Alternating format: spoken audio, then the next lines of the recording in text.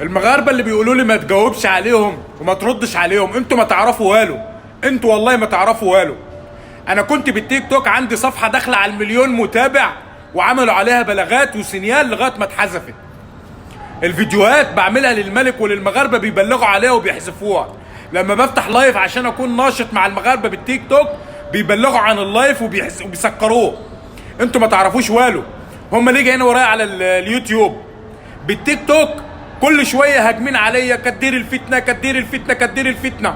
طيب انا على اليوتيوب دلوقتي كل فيديوهاتي للمغرب والمغاربه، وبعمل ديديكاس وناشط مع المغاربه. هم ايه اللي دخلهم ورايا على اليوتيوب؟ ما تقولوليش ما تعصبش راسك، حيتان عاقل عليهم. هم بيهجموا عليا عايزين يسكروا في امي، هم عايزين يسكروا في امي. هم ما بغوش يشوفوني بالسوشيال ميديا دي مرافع المغرب والمغاربه. انا راني عاقل عليهم يا الخوت.